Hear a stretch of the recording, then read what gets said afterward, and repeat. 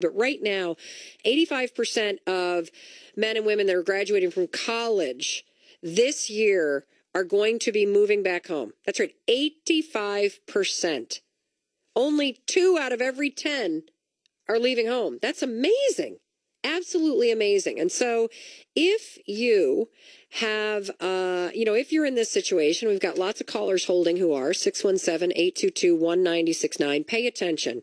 I met Jill Fleska yesterday at an event that Tori Johnson from Good Morning America was hosting and I was speaking at. She has a company. It's based in Chicago, but it's nationwide. You can find her online, DreamChamps.com. And when she came up to me after I was speaking to introduce herself, I was like, oh my gosh, I need to get you on the air tomorrow because I'm talking about this story. You're perfect. Oh my goodness. And you're standing right here. I love it when life works like that. So let me introduce you to Jill.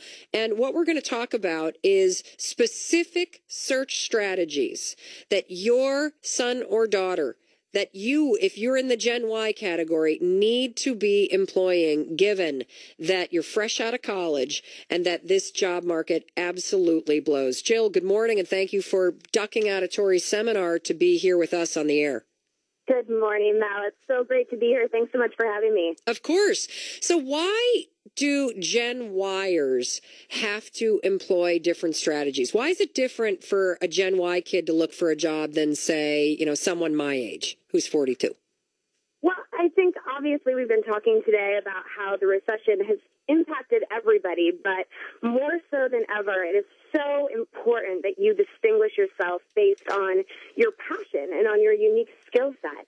And what's so incredible about Gen Y is that we have a variety of tools, such as Twitter, such as blogging, and things that have never been available before to brand yourself and to really stand out among your peers.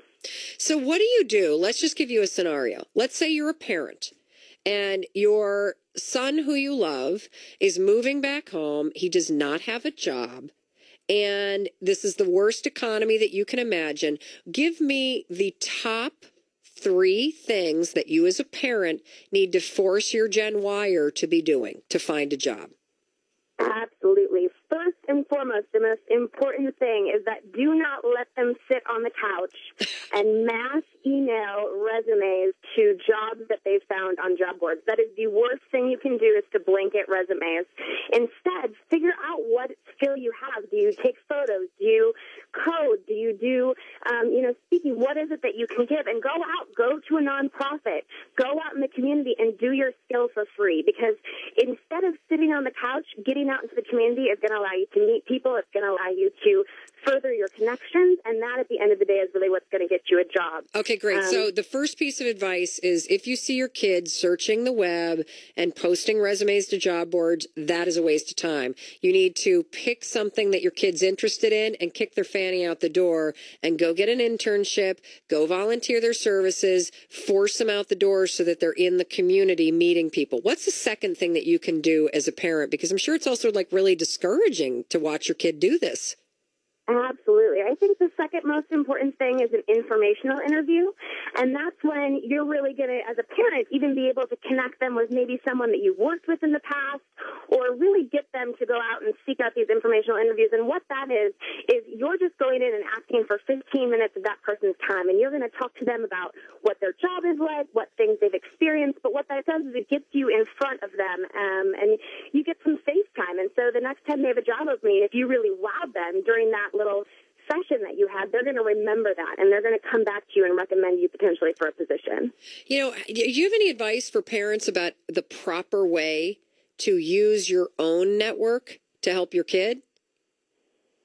Yeah, I think the best thing you can do is be genuine. And when you're reaching out to someone in your network, think about what skill set that your Gen Y child has that they could really utilize. Don't just make it about what's in it for your kid. Make it about what thing that they could give that potential contact and what thing they could do to be helpful, because that's what's really going to shine and what's really going to make them appreciate that you contacted them with that information. information. Now, I know that you have the website DreamChamps.com. Do you have how do you use, like, say, Twitter, social media, Facebook? What should you as a parent be telling your son or daughter or watching out for them to be doing if they've moved home from college, they don't have a job? We've now talked about the fact that you need to get them out the door doing an internship with something that they're passionate about.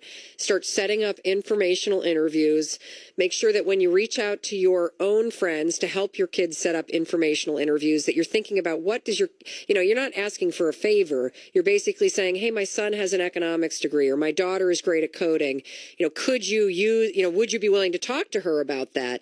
And fourth, how should your son and daughter be using their handheld device, their mobile device to get a job, since we all know they're basically, tethered to the thing all day long? Yes, use what we know. We are a social generation. We are already on all those sites. We're reaching out to people. Twitter especially is an amazing tool for almost sort of a cold call of sorts, but you're able to connect based on a passion or on a skill set. So I think get out, utilize the tools, but also remember that we live in a glass house now, especially our generation. So you just need to remind your kids to be very careful that if they wouldn't want something on the front page of the New York Times, that they shouldn't be tweeting it or they shouldn't be Facebooking it, because employers today are going online and they're looking at what you've put out there, and they're going to find, something. And if it's inappropriate to them, that may be a reason that they wouldn't hire you. So just be very cautious about what you're putting out, but use it to your advantage and use it to brand yourself and to show what your interests are and your passions are just beyond your skill set. Now, one last question, because you can find more information about Jill and her partner Jen at DreamChamps.com. They do all kinds of video blogs and advice and resources all over the site. One last thing, because I hear this a lot.